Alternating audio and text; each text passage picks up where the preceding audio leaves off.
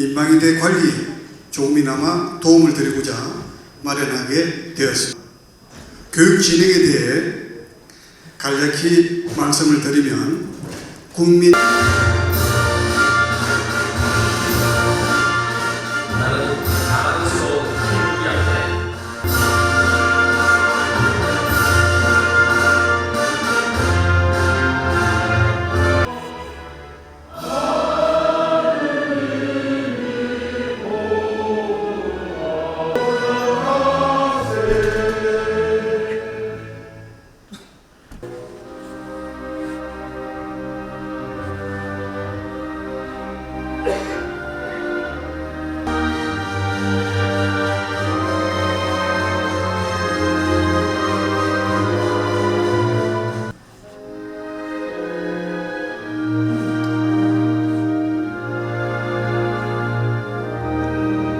그러니까 대구에는 287개 민방위대가 있는데 오늘 한 7, 80여 분 사이버 교육으로 대체해 왔습니다만 이제는 그 마스크도 벗고 그 다음에 코로나 환자 이렇게 병행해서 실시하게 되었습니다.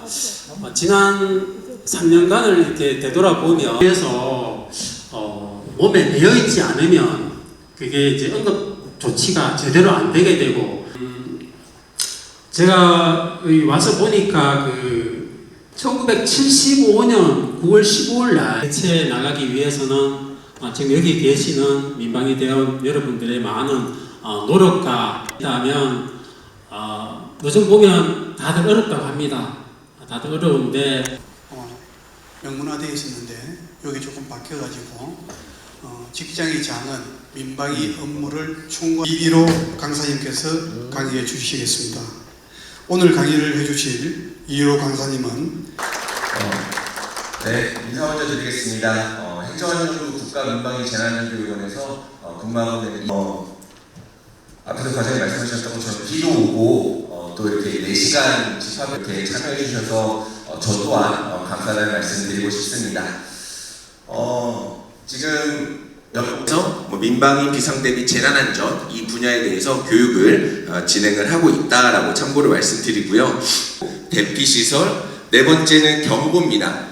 작년 11월 2일에 울릉군에 정확하게 세시는 것 같거든요. 그럼 제가 한 번 더 해볼 테니까 방금 전에 세신 숫자가 맞는지 한 번만 더 확인해 주는 그 메시지를 보시면 혹시 못 보셨다고요? 그럼 제가 한번 천천히 다시 해볼 테니까 어떤 메시지 예.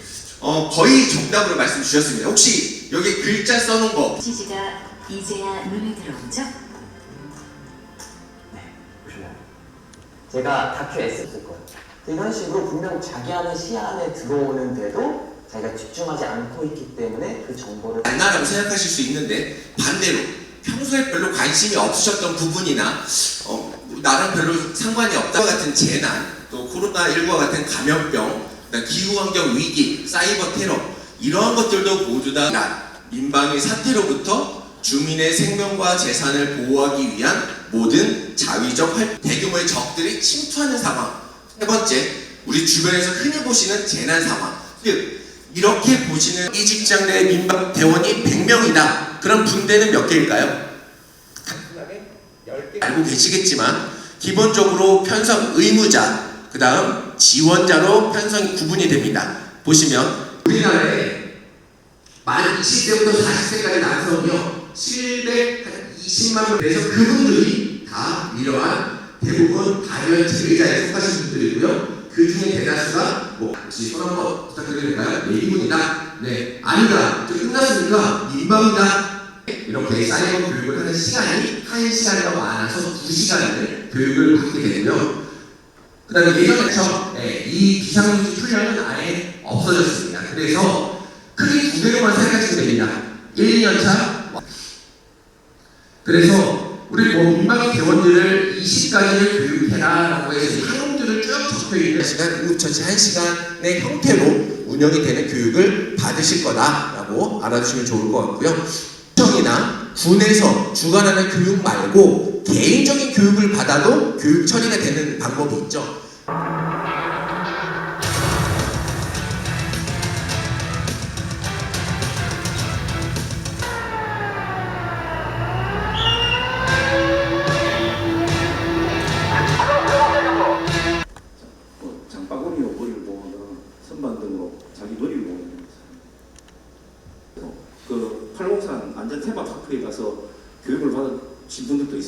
가능합니다. 거기 바다 이런 데 있을 때는 높은 집에서 즉시 대피합니다.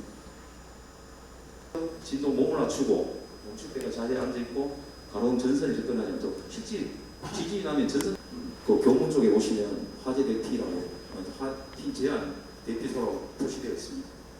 이거 굉장히 유명한 적이 있었어요. 집 밖으로 무조건 뛰쳐나가기 좋습니다.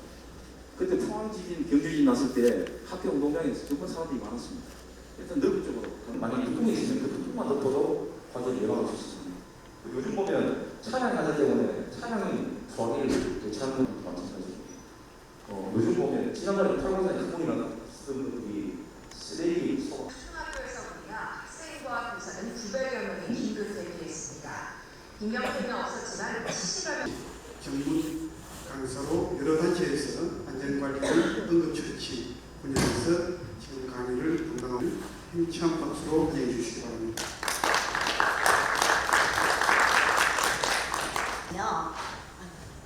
여기에 나는 내가 정말 좋다를 첫 번째 나는 육성호 다시 할게요. 처음으로 다시 할게요. 자 시작. 나는 내가 정말 좋다. 나는 내가 32개국이 참가를 했는데 우리나라가 행복지수가 어디가 미국 이런 시간이 있습니다.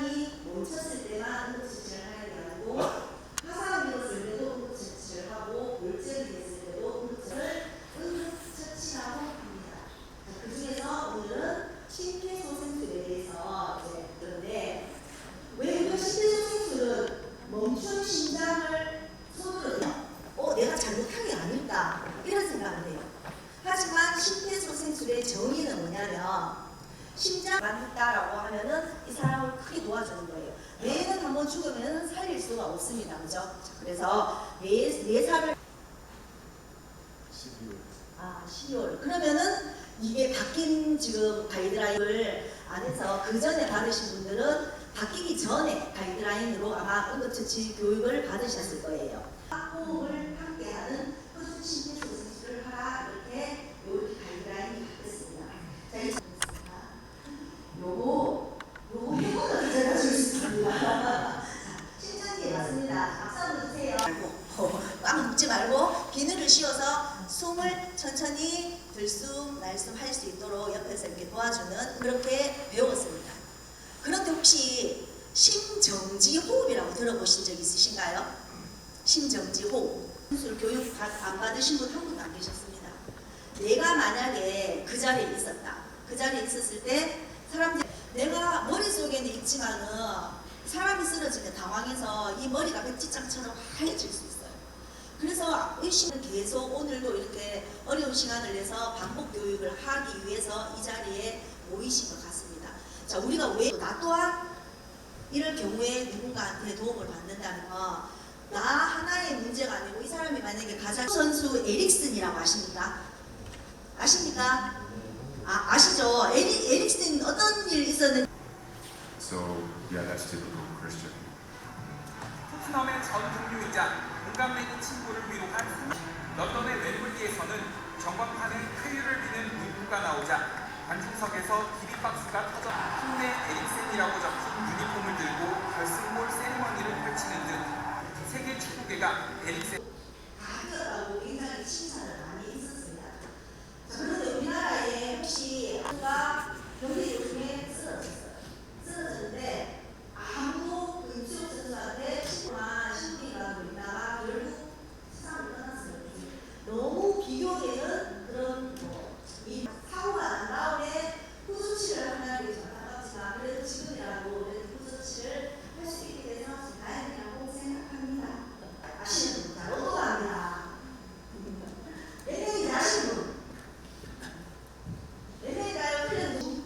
정답은 심정지가 훨씬 많습니다. 자, 한번 볼게요. 그래프를 사고 사망자 수가 이렇게 줄어듭니다. 우리나라에 지금 교통시설은 굉장히 잘 되어 있어요. 사람들 교통사고 막기 위해서 바닥 신호등까지 설치해놨어요. 그리고 저희 동네는 보니까 빨간색 이 사람을 도와줘야 되는데 첫 번째 가장 중요한 게 현장 조사예요. 이렇게 현장이 너무 쓰러져 있었어요. 지나가는 부사관이 보니까 심정진 거예요. 부사관이니까 난 군대에서 심정치 실습을 할 거예요. 성인은 2손으로 해요. 자, 근데 소아는 아직 초등학교 들어가기 전에 아이가 만약에 7살인데 초등학교인데 그거는 평생에 맞춰서 약간의 조율은 가능한데 교과서 상으로는 초등학교 들어가면은 영아라고 합니다. 영아는 태어나서부터 돌 때까지가 영아예요. 자, 성인은 두고 내 몸이 이렇게 뒤로 물러나면서 이렇게 뒤집습니다. 그래서 최대한 흔들림이 작게끔 해서 이렇게 되는데 의식을 확인할 때 보통 남자분들은 어떻게 의식하냐면 좀 이렇게 공통점이 있어요. 남자분들은 특히 이렇게 합니다. 그런 거 보셨죠? 보통 남자분들은 얼굴을 때립니다. 여자분들은 어떻게 하냐면은 막 그리고 경상 돌기 위해 내 손가락 2마디 딱 올린 다음에 요 위에가 여기 위에가 이 손가락이 덮어버리면은 또 갈비뼈가 부러지니까 손가락을 위로 올려서 자, 약 5cm 깊이는 약 5cm 뚱뚱한 사람도 5cm 날씬한 사람 시킨 다음에 자 하나 둘 셋 한번 빠지세요. 자 하나 둘 셋 하면 빠진 다음에 제가 또 바로 투입돼서 압박하고